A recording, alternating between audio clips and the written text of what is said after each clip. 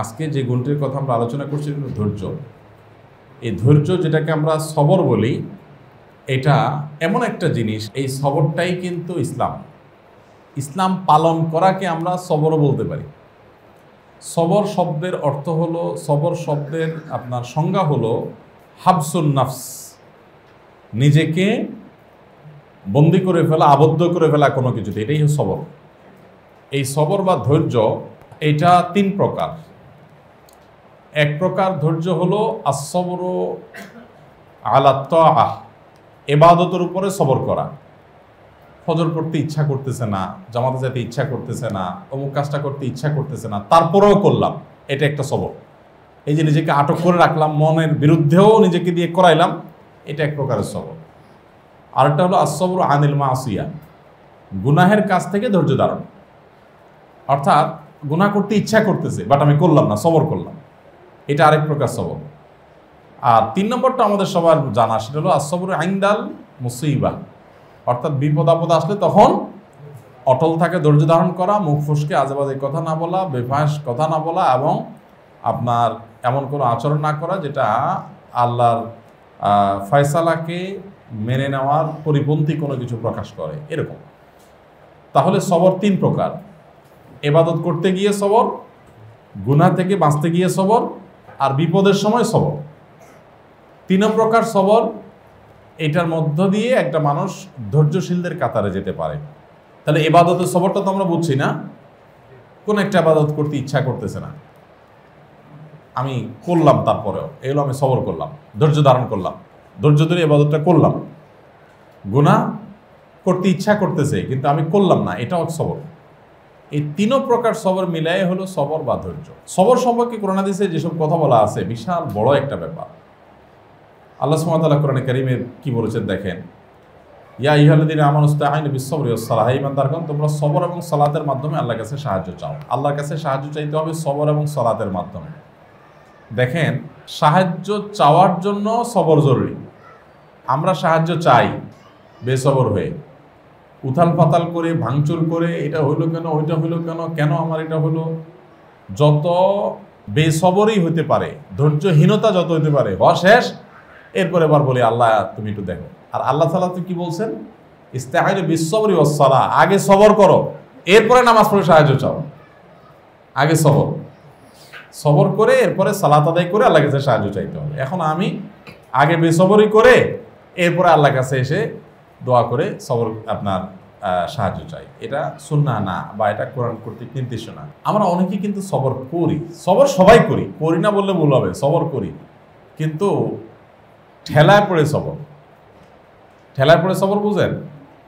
মানে হলো, ধরেন যাই হয়েছে এটার জন্য উথাল পাতাল, উথাম থাম, যা করার করলাম, মুখ খারাপ, গালিগালাজ, রিয়্যাক্ট, ভাঙচুর, আচার বিচার, আপনার যা যা করা দরকার সব শেষ করলাম, করে টোরে যখন দেখলাম আসলে এগুলো করতে লাভ হইল না, এবার আমরা বলি যা কি আর করা, সবর করলাম। বুঝে আসছে কথা? আমরা বলি যে যা কি আর করা, থাক, আল্লাহর জন্য সবরই করলাম। মসজিদে বাইরে দেখছেন জুতা জোড়া নাই, 14 গোষ্ঠী ধরে গালি গালা যা করা দরকার করলেন। হ্যাঁ, এই এলাকাটা কোনো চোর এলাকা, আগে একদিন আসছে জুতাটা চুরি হয়েছে, সব চোর মনে হয় এখানে, যা আছে মুখ দিয়া বললেন, বেফাঁস কথাবার্তা, সবাই আশায় বানাইলেন, বলে টলে। এখন যখন দেখলেন যে আসলে এগুলো করে তার লাভ নাই, চোর নিয়ে তো এত কোনো বেচাও শেষ, তাহলে এবার আর কি করবেন? ঠিক আছে, যাক, আল্লাহর রস্তি দিলাম, আর কি করা। তো এটা কিন্তু সবর না। দেখেন, হাদিসে নবী সাল্লাল্লাহু আলাইহি ওয়াসাল্লাম বলেছেন, ইন্নামাস সবরু ইনদা সাদমাতিল উলা, ইন্নামাস সবরু ইনদা আস-সাদমাতিল উলা। প্রথম যে ধাক্কাটা আসে, কষ্টটা হয়, ওই টাইমটাতে সবর করা হলো সবর। আপনি ঠেলায় পড়ে শেষ পর্যন্ত সব করিডোরে বললেন ঠিক আছে, যাক, যা হয়েছে হয়েছে, তাক, মনে কিছু করো না। প্রথমে এক চোট শেষ করলেন, করে এরপর বললেন কি, যাক, মনে কিছু করো না, আমি সবর করলাম। এটা সবর না। তবে এটা ওইটার তুলনায় ভালো যে কোনো অবস্থাতেই সে সাইজে আসলো না, জেদ দেখালো তো দেখালো, এমন জেদ দেখাইলো যে একেবারে ভাঙচুর করতেই আছে, তার তুলনায় ভালো যে সে অন্তত একটা পর্যায়ে থামছে। কিন্তু প্রকৃত সবর যদি হয়, এক নম্বর সবর যদি দেখতে চান, তাহলে সেটা হবে শুরু থেকে। আল্লাহ সুবহানাহু ওয়া তাআলা বলেছেন, ওয়ালানাবলুওয়ান্নাকুম বিশাইইম মিনাল খাউফি ওয়াল জু'i ওয়া নাকসিম মিনাল আমওয়ালি ওয়াল আনফুসি ওয়াস সামারাতি ওয়া বাশশিরিস সাবিরিন। দেখেন, আল্লাহ বলেছেন যে ভয়, ক্ষুধা, সম্পদ এবং জীবন হানি এবং ফল ফসলের হানি এবং কমতি, এগুলো দিয়ে আল্লাহ তাআলা বলছেন আমি অবশ্যই তোমাদের পরীক্ষা করব। এই পরীক্ষায় যারা ধৈর্য ধারণ করতে পারবে তাদেরকে সুসংবাদ দান করব। দেখেন, তাহলে আতঙ্ক আসবে, ক্ষুধা আসবে, ব্যবসা মন্দা হবে, টাকা পয়সা চলে যাবে, লস হয়ে যাবে, একটার পর একটা বিপদ হবে, যত যা হবে দিন শেষে আল্লাহ তাআলা ফয়সালা মেনে সবর করতে হবে, ধৈর্য ধারণ করতে হবে। আমাদের প্রিয় নবী সাল্লাল্লাহু আলাইহি ওয়াসাল্লামের পুরো জীবনে দেখেন এত বিপদ আপদ, সুবহানাল্লাহ। আমি প্রায় সময় বলার চেষ্টা করি, দেখেন তো, দুনিয়াতে আসার আগেই বাপ নাই, মায়ের পেট থেকে আসার আগেই বাপ নাই, মায়ের পেট থেকে আসতে না আসতেই মা নাই, এরপরে কোনো রকম একটু কৈশোরে আসছেন, মা গেলে কি হবে, এখন দাদা আছেন একটু ছায়া, দেখতে না দেখতেই দাদাও নেই। এরপরে হাল ধরলেন চাচা, চাচা হাল ধরছেন, তখন চতুর্দিক থেকে ভয়ঙ্কর বাধার তীর আসতেছে। চাচা এই টাইম একটু বুক পেতে দাঁড়াচ্ছিলেন, চাচাটাও নাই। একমাত্র ভরসার জায়গা স্ত্রী খাদিজা রাদিয়াল্লাহু তাআলা আনহা, উনিও একই সাথে নাই। খেয়াল করে দেখেন, মানে কেমন যেন আল্লাহ রাব্বুল আলামিন প্ল্যান ওয়াইজ তার নবীকে দেখেন কিভাবে বিপদ আপদ দিয়ে আষ্টে পৃষ্ঠে মানে বেঁধে রেখেছেন, যে একটার পর একটা, মানে এই পাটাতনে দাঁড়ায় এটা সরাই ফেলানো হয়, আরটাতে দাঁড়ায় আরেকটা পায়ের তলাতে সরে যায়, মানে পায়ের তলাতে মাটি কি পরিমাণ সরে। আমাদের অনেকের জীবনে এরকম বিপদ আপদ, আমরা তখন চিন্তা করি যে মানে কি এমন খারাপ কাজ করলাম রে বাবা, যে আমার বিপদই ছাড়তেছে না, একটার পর একটা, একটার পর একটা, একটার পর একটা। আপনি তখন নবী সাল্লাল্লাহু আলাইহি ওয়াসাল্লাম এটা চিন্তা করবেন যে এইভাবে ধারাবাহিক আসছে, শুধু এখানেই শেষ, এরপরে তো চাচা শেষ, নিজের স্ত্রী খাদিজা রাদিয়াল্লাহু আনহা শেষ, তাদেরকে আল্লাহ নিয়ে গেলেন। এরপরে শুরু হলো চতুর্মুখী স্টিম রোলার নির্যাতনের, চতুর্মুখী। এই যে স্টিম রোলার শুরু হলো, সেই স্টিম রোলারগুলোতে টিকেও থাকতে পারলেন না, নিজের মাতৃভূমিটা ছেড়েও চলে যেতে হলো। মাতৃভূমি ছেড়ে চলে গেছেন, যায় ওখানে যে একটু শান্তিতে ঘুমাবেন সেই সুযোগও পান নাই। যাইতে না যাইতেই শুরু এই মক্কার এদের ষড়যন্ত্র। আজকে উহুদ যুদ্ধ, তো কালকে খন্দকের যুদ্ধ, আরেকদিন আরেক যুদ্ধ, আরেক অভিযান, একটার পর একটা ষড়যন্ত্র, সমূলে ধ্বংস করা, এদিকে মুনাফিকদের বিটলামি। মানে একটা মানুষের পুরো জীবন মানে বিপদ আপদের পোশাক যেন পরে আছে, মনে হচ্ছে বিপদ আপদের জামা পরা দেওয়া আছে, যে পুরো জামাটাই বিপদ আপদের। এই হলো নবী সাল্লাল্লাহু আলাইহি ওয়াসাল্লামের জীবন। দেখেন, অথচ এত কিছুর পরও শেষ যদি দেখেন, শেষ, তাহলে দেখা যায় যে এত বাধা বিপত্তি সব কিছু পার করে জয়ের বন্দরে পৌঁছে দুনিয়া থেকে চলে গেল। যাওয়াটা কি সুন্দর, খেয়াল করছেন? যে ইদা জা নাসরুল্লাহি ওয়াল ফাত, আল্লাহ সাহায্য আসছে, বিজয় আসছে, মক্কা বিজয় হয়ে গেছে, সব পদতলে হয়ে গেছে, ইহুদিরা সাইজ হয়ে গেছে, মুনাফিকরা সিলেক্টেড হয়ে গেছে, মক্কার মুশরিকরা লাইনে চলে আসছে, রোমানরা সাইজ হয়ে গেছে, আশপাশে সব বেলাইন ছিল লাইনে চলে আসছে। উনি একটা সুন্দর সফল সমাপন করে চোখ বন্ধ করে দুনিয়া থেকে চলে গেল। খেয়াল করছে? কিন্তু এই পুরা জীবনে কখনো বেসবর, যেটাকে আমরা বলি, বেসবরের কোনো ছিটাফোঁটা তার জীবনে ছিল না। এই জন্য হাদিসে আসছে, নবী সাল্লাল্লাহু আলাইহি ওয়াসাল্লাম বলেছেন, আসাদুন নাসে বালাআন আল আম্বিয়া সুম্মাল আমসাল ফাল আমসাল। সবচেয়ে বেশি বিপদ আসছে নবীদের, সবচেয়ে বেশি বিপদ আসছে পৃথিবীতে নবীদের। নবীদের সাথে যাদের যত মিল হয়, কর্মগত বিশ্বাসগত যত মিল হয়, তাদের বিপদ আপদ ওই আনুপাতিক হারে আসে। যার মিল যত বেশি তার বিপদও তত বেশি। চিন্তা করে, কারণ হাদিসে আসছে, সহিহ মুসলিমের হাদিস, আদ-দুনিয়া সিজনুল মুমিন ওয়া জান্নাতুল কাফির। দুনিয়া হলো ইমানদারের জন্য জেলখানা, আর কাফেরের জন্য জান্নাত। জান্নাতে যা খুশি তা পায়, মানুষ করতে পারে, তাই না? দুনিয়াতে কাফেররাও যা খুশি তা করে, তাদের কেউ কিছু বলার নেই। আর ইমানদারদের জন্য জেলখানা কেন? জেলখানা তো মানুষ যা চায় তা পারে না। ইমানদার এদিকে যাইতে বসে হারাম, ওদিকে যাইতে বলে মাকরুহ, ওদিকে যাইতে বলে উত্তম না, ওদিকে যাইতে বলে তাকওয়ার খেলাফ, তারে আবার ব্যবসা করতে যায়, এটাও হারাম, ওইটাও হারাম, ওইদিকে যায় ঘুষ, ওখানে সুদ, কাঁটা আর কাঁটা, জেলখানা মানুষের মধ্যে, তাই না? এই জন্য আমাদের সবরের এক্সারসাইজটা হতে হবে খুব স্ট্রংলি, খুব মজবুতির সাথে প্রত্যেকটা মানুষের। নবী করিম সাল্লাল্লাহু আলাইহি সাল্লাম তিনি সবরের সবচেয়ে বড় দৃষ্টান্ত ছিলেন। পুরো কোরআন যদি আপনি দেখেন, সম্প্রতি যে তারাবি সারসংক্ষেপ করতে গিয়ে কোরআনটা শুরু থেকে শেষ পর্যন্ত একবারে আয়াত বাই আয়াত একটু আলাদাভাবে দেখার সুযোগ আমার হয়েছে। তো সেই সুবাদে আমার কাছে মনে হয়েছে পুরা কোরআন দেখলে এক অ্যাঙ্গেল থেকে মনে হবে যে মানে মন খারাপ হবে। কেন মন খারাপ হবে? একটা অ্যাঙ্গেল থেকে। কোন অ্যাঙ্গেল থেকে মন খারাপ হবে?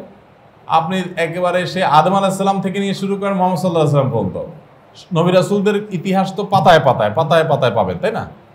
এই যে পাতায় পাতায় ইতিহাস পাবেন, এই ইতিহাসের ভিতরে সুখের ইতিহাস খুব কম। সবই কিসের ইতিহাস? পুরা কোরআন খোলেন আপনি, হ্যাঁ, আল্লাহ তাআলা, আমি মানে ঘটনাবলীকে আলাদা করে বইতে আমি আলাদা আনছি তো, যে ঘটনাবলীগুলো সুবহানাল্লাহ, মানে একজন নবীর ঘটনা এমন নাই যে ঘটনা পড়ার পর আপনার কাছে মনে হবে মাশাআল্লাহ নারায়ে তাকবীর, হ্যাঁ, জিতে গেছি, বা আমি যার ফলো করতেছি নবীর, সেই নবী দেখবেন যে আল্লাহ বলছেন যে নূহ তার কওমরে দাওয়াত দিছে, তারা কেউ শুনে নাই, হ্যাঁ, ইব্রাহিম আলাইহিস সালাম তার কওমকে দাওয়াত দিছে, তারা তারে কষ্ট দিছে, হ্যাঁ, অমুক নবী তার উম্মতকে দাওয়াত দিছে, তারা তাকে পাগল বলে গালি দিছে, অমুককে দাওয়াত দিতে আসছে, তাকে তারা পাথর মেরে হত্যা করছে, হ্যাঁ, আগুনের গর্ত করে সেখানে ফেলে দিয়েছে। আইয়ুব আলাইহিস সালাম দাওয়াতি কাজ করতে গেছে, তার রোগ শোকে ধরে একেবারে অবস্থা খারাপ হয়ে গেছে। ইউনূস আলাইহিস সালাম দাওয়াতের কাজ করতে গেছে, তার মাছের পেটে পড়ে বিপদে পড়ে গেছে। হ্যাঁ, আপনি একটা ঘটনা দেখান তো গোটা কোরআনে যে নবী রাসূলদের যে পুরাটা, হ্যাঁ, দাওয়াত দিতে গেছে, সব মহা সাফল্য হয়ে গেছে। হ্যাঁ, শেষ হাসি সবগুলাতেই আবার নবীদের আছে, তাই না? নূহ আলাইহিস সালামের শেষ হাসি হাসছেন, ইব্রাহিম আলাইহিস সালাম শেষ হাসি হাসছেন, মুহাম্মদ সাল্লাল্লাহু আলাইহি ওয়াসাল্লাম শেষ হাসি হাসছেন, নূহ আলাইহিস সালাম শেষ হাসি হাসছেন। অবাধ্যরা সব শেষ হয়ে গেছে, কিন্তু বাহ্যিক প্রাথমিক যেটা, এটা দেখলে বোঝা যায় যে শুধু বিপদ বিপদ বিপদ বিপদ। হ্যাঁ, কেউ কথা শোনে না। আমরা গতকাল জুমার মসজিদে এটা নিয়ে আলোচনা ছিল, প্রসঙ্গ তো আসছে আর কি, যে সব নবীদের উম্মতদের একটা কথা ছিল, মান ওমান আরাকাত্তাবাকা ইল্লাল্লাযিনা হুম আরাদিলুনা বাদিয়ার রাই। এই কথা ঘুরিয়ে ফিরিয়ে সব নবীর উম্মতরাই বলছে কি, যে তোমাদের কথা কি শুনবো, তোমাদের কথা সমাজে কারা শুনে? এই অশিক্ষিত পাগল ছাগল। আজকাল হুজুরদেরকে যেটা বলে আর কি, খেয়াল করে দেখেন কি সুন্দর করে মিলে যায়, তাই না? আরে হুজুরদের কথা কে শুনে? হুজুরদের কথায় দেশ চলে নাকি? হুজুরদের কোনো শিক্ষা আছে না? মূর্খেরা কি বুঝে? এই কথাটাই কিন্তু সকল যুগের নবীদেরকে শুনতে হয়েছে বিভিন্নভাবে। ইন্টারেস্টিং বিষয়। সমাজের মূলধারা যাদেরকে বলে, মূলধারা, তাই না? এই মূলধারা সব কিন্তু সব যুগে দুষ্টরাই ছিল। কোন যুগে আপনি দেখাতে পারবেন না যে মূলধারা সব ভালো মানুষ ছিল। খুব রেয়ার। সাফল্য হয়ে গেছে, নবী সাল্লাল্লাহু আলাইহি ওয়াসাল্লামের সাফল্য হয়ে গেছে, তখন মূলধারা ইমানদাররা হয়ে গেছে মদিনাতে। কিন্তু ওই পর্যন্ত যেতে বহু আদা জল খসাইতে হয়েছে, এবং ওটা হয়েছে খুব সীমিত সময়ের জন্য। বেশিরভাগ ক্ষেত্রেই মূলধারা ছিল দুষ্টরা, ভালো মানুষগুলো সাইডে ছিল। এবং তারা মানে অবাক করা বিষয়, সব নবীদেরই প্রায় এরকম যে সমাজের শিক্ষিত এলিট এরকম মানুষ ছিল তা কিন্তু না। তারা কিন্তু সমাজের খুব সাদামাঠা, সাধারণ, হ্যাঁ, দিনমজুর, শিক্ষা বঞ্চিত, সুবিধা বঞ্চিত, নেতা গোছের মানুষ না, এরাই ছিল। এই যুগে আপনি সত্য অসত্য নিরূপণ করার জন্য এটা একটা মারাত্মক সূত্র, খুব বড় একটা সূত্র কিন্তু, সত্য অসত্য নিরূপণ করার জন্য, যে লোকগুলো আসলে নিরীহ কিন্তু তাদের বিশ্বাস কর্ম করণাদির সাথে মিলে, আলহামদুলিল্লাহ এরাই হকের উপরে, এরাই শেষ হাসি হাসবে, সেটা আজকে হোক আর 200 বছর পরে হোক আর 2000 বছর পরে। বুঝতে পারছি? তো নবী রাসূলদের পুরো ইতিহাসটাই হলো সবরের ইতিহাস। পুরো কোরআন খোলেন আপনি, সবরের ইতিহাস। আদম আলাইহিস সালামের ছেলে কাবিলে হাবিলে মারে বসে আছে, বিপদ না? এভাবে একজন একজন করে দেখেন আপনি, নূহ আলাইহিস সালাম, ইব্রাহিম আলাইহিস সালাম, একজন একজন করে দেখবেন সবারই সবর সবর এবং সবরের ইতিহাস। তো এই জন্য আল্লাহ বলেছেন ওয়াবাশশিরিস সাবিরিন, আপনি ধৈর্যশীলদের সুসংবাদ দেন। এরপর আয়াতটা খুব ইন্টারেস্টিং, দেখেন, ইন্নামা ইউওয়াফাস সাবিরুনা আজরাহুম বিগাইরি হিসাব। কিয়ামতের দিন হিসেব ছাড়া দিবেন আল্লাহ তাআলা শুধুমাত্র ধৈর্যশীলদের। আচ্ছা, হিসাব করে আল্লাহর কাছ থেকে পার পাওয়া খুব সোজা কাজ। হিসেব করে যদি আল্লাহ দেন তো কি পাবো আমি? দেখবেন যে খুঁজাখাটা কিছুই টিকবে না। নামাজে বেজাল, রোজায় বেজাল, কথায় বেজাল, কাজে বেজাল, হ্যাঁ, ভালো চাইতে মন্দের পরিমাণ বেশি। হিসাব করতে গেলে আসলে টিকা বড় কঠিন। তো আপনি যদি হিসাব ছাড়া চান যে আল্লাহ এসব হিসাব নিকাশ বুঝি না, দিবেন, ডাইলা দিবেন, জান্নাত দিয়ে দিলাম, যা চলে যায়, শেষ। এটা যদি পাইতে চান তাহলে সবর লাগবে। দেখেন, আমি তো মনে করি সবচেয়ে বড় কোরআনে যত ঘোষণা আছে সবচেয়ে বড় ঘোষণা এটা যে হিসাব ছাড়া দিবেন, হিসাব করে দিবেন না, হিসাব ছাড়া দিবেন। এটা হলো সবচেয়ে বড় সুসংবাদ, তাই না? আল্লাহ এটা দিবেন সেটা দিবেন, এগুলো সবই সুসংবাদ, কিন্তু ওইগুলোর চাইতে বড় সুসংবাদ হলো হিসাব ছাড়া দিবেন, তাই না? মানে এটা অনেকটা ব্ল্যাঙ্ক চেক দেওয়ার মতো হয়ে যায়, তাই না? রাজা মহারাজা এরা শুনছি দুনিয়াতে কেউ কাউকে দিছে কিনা যায় না যে ব্ল্যাঙ্ক চেক দিছে। এটা একটা ক্রেডিটের ব্যাপার না, হেডামের ব্যাপার না যে ব্ল্যাঙ্ক চেক দিছে অমুক অমুকরে। মানে ফিগার দিলে 10 লাখ 20 লাখ 10 কোটি 20 কোটি 1 বিলিয়ন 1 মিলিয়ন একটা কিছু তো হবে, কিন্তু ব্ল্যাঙ্ক চেক দিলাম বাবা যত পারো বসায় না। এই হিসাব ছাড়া দেওয়াটা হলো অনেকটা এই ব্ল্যাঙ্ক চেক দেওয়ার মতো, তাই না? সবচেয়ে বড় পুরস্কারটা আল্লাহ তাআলা দিবেন সবচেয়ে কঠিন কাজটার বিনিময়ে, সেটা হলো সবর। পুরস্কারটাও সবচেয়ে বড়, আর যেটা বিনিময় দিবেন সেটাও সবচেয়ে কঠিন। সবর সব সোজা, সবর কিন্তু কঠিন। আপনি অনেক নামাজ কোরআন পড়ে ফেলবেন, সকাল সন্ধ্যা দোয়া মুখস্থ করবেন, 5 ওয়াক্ত নামাজ মুখস্থ করবেন, 1 প্লেটে খানা খাবেন, মেসওয়াক করবেন, তাহাজ্জুদ পড়বেন, রাতে তাড়াতাড়ি শোবেন, সকালে তাড়াতাড়ি উঠবেন। আমাদের এখানে যত সবক আমরা নিচ্ছি এগুলো সবগুলো আপনি করবেন। তুলনামূলকভাবে এগুলো সবগুলোর চাইতে কঠিন হলো এইটা, সবর করা। আর অন্যভাবে বললে, কথাটাকে একটু অন্যভাবে বললে, আমরা এখন যত কাজ করতেছি, যারাই করতেছি তারা এই করতেছি যে এটা একটা সবর, আর যে করতে পারতেছি না সে এই সবর না থাকার কারণে পারতেছি। ওই যে আসবরু আলা তাআ, ভালো কাজের উপরে টিকে থাকা, এটা কি সবরের প্রথম পার্ট, প্রথম প্রকার। তো আপনি দোয়া মুখস্থ করতে পারেন নাই, তার মানে আপনি এই যে দোয়া মুখস্থ করার পেছনে লেগে থেকে কাজ করে ফেলা, এই সবর আপনি করতে পারেন নাই, আপনার ধৈর্য করে নাই, দূর চেষ্টা করছে, হলো না, থাক নামাজ ধরে আর পড়ে দিব না, আর কি করা। তাহলে সবর আপনি হারিয়ে গেলেন, বুঝেন নাই কথা? তো সবচেয়ে বড় পুরস্কার সবচেয়ে বড় কঠিন কাজের বিনিময়, কঠিন। আল্লাহ আমাদেরকে তৌফিক দান করুন। আল্লাহ তাআলা মানুষকে একটু তাড়াহুড়া প্রবণ করে সৃষ্টি করেছেন। এটা তড়া প্রবণতা, এটা আমাদের সৃষ্টির মূলে আছে, অর্থাৎ এটা এক ধরনের দুর্বলতা। আমাদের এই দুর্বলতার বিরুদ্ধে সংগ্রাম করা, করে নিজেকে সবরকারী বানানো, এটা বেশ কঠিন একটা কাজ, তাই না? তড়া প্রবণ থাকে।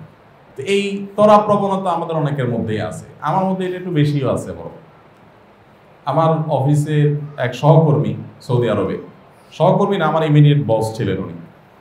তো আমার তড়া প্রবণতা দেখে, মানে সব কাজে হুলস্থুল বেশি অস্থির, এটা দেখে উনি আমাকে একবার বললেন, আচ্ছা তুমি তোমার মায়ের পেটে কতদিন ছিলা? তো বললাম কেন, এটা আমি কিভাবে জানি? কেন, তোমার মা তো বেঁচে আছে। আমি কেন বেঁচে আছে? জিজ্ঞেস করি, নিশ্চয়ই তুমি 7-8 মাসে বের হয়ে আসছো। মানে এত তাড়াহুড়া যখন করো, তাহলে তুমি দুনিয়াতে আসার ক্ষেত্রে আমার তাড়াহুড়া করে চলে আসছো মনে হয়। এটা আমি যখন বুঝতে পারলাম, মানে যতদিন বুঝতে পারলাম যে আমার এটা বেশ বড় ধরনের একটা উইকনেস, একটা দুর্বলতা, তখন আমি খুব বেশি ফোকাস দিতে লাগলাম। এর আগে দিতাম ফোকাস হালকা পাতলা, তো তখন দেখলাম না, আমার তো এটা বড় দুর্বলতার জায়গা, তাহলে এখানে আমাকে ফোকাস দিতে হবে। আলহামদুলিল্লাহ, আল্লাহর শুকর যে আমি ফিল করি, আমার মূল্যায়ন হলো যে আল্লাহ তাআলা আমাকে অনেকটা ডেভেলপ করার তৌফিক দিয়েছে। তো চেষ্টা, রোগ আগে ধরতে হবে যে আমার রোগ আছে, স্বীকার করতে হবে যে হ্যাঁ আমি বেসবর, আমি বদমেজাজ, আমার ভিতরে তড়া প্রবণতা আছে।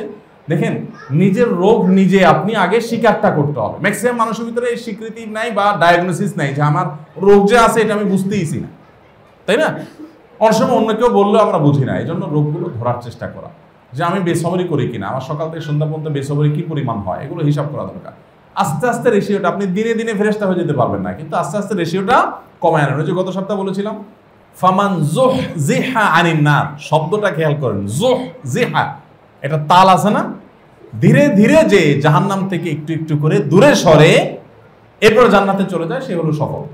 এই ধীরে ধীরে আস্তে আস্তে যে আমরা জান্নাত থেকে দূরে সরবো, এটার জন্য আজকে একটা বদ অভ্যাস ছাড়তে হবে, কালকে আরেকটা ছাড়তে হবে, সামনের সপ্তাহে আরেকটা ছাড়তে হবে, আজকে একটা গুণ অর্জন করতে হবে, সামনের সপ্তাহে আরেকটা অর্জন করতে হবে। এভাবে আপনি জান্নাতের কাছে যাবো, জান্নাত থেকে দূরে সরবো। আর যদি চলছে গাড়ি যাত্রা বাড়ি, চলো, কোনো রকম বিশেষ কোনো ডেভেলপমেন্ট নাই, তাহলে তো আপনি জান্নাতের দৌড়ে এগিয়ে যেতে পারলেন না, পিছিয়ে। এই জন্য ভাইরা, সবরের আলোচনা থেকে আমরা প্ল্যান করব যে আমরা ধৈর্য ধারণ করার আগে আমার অধৈর্যটা কোন কোন জায়গায় হয়, কোন কোন ক্ষেত্রে হয়, সেটা আমি আগে ডায়াগনোসিস করব, সিলেক্ট করব যে এই জায়গা আমার হয়, এই সময় হয়। তারপরে আমি সেটার সমাধানের জন্য প্ল্যান করব যে তাহলে কীভাবে সমাধান করা যায়। সমাধানের মধ্যে আমরা আসতেছি, কিভাবে আমরা সবরকারী হতে পারি সেটাতে আমরা আসবো ইনশাআল্লাহ। কিন্তু আগে রোগটা ধরার চেষ্টা করা, যে আমার দুর্বলতাটা কোন জায়গাটাতে।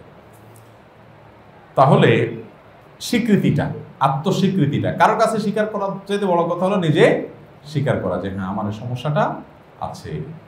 দেখেন ইসলামের সৌন্দর্যটা কিন্তু এখানে, সেটা হলো যে ইসলাম আমাদেরকে বিনয়ী হতে শেখায়, তেড়ামি না। স্বামী স্ত্রী, কলিগের সাথে, ক্লায়েন্টের সাথে, বিভিন্ন জায়গাতে কিন্তু আমাদের এগুলো হয়, তাই না? অহংকার কাকে বলে?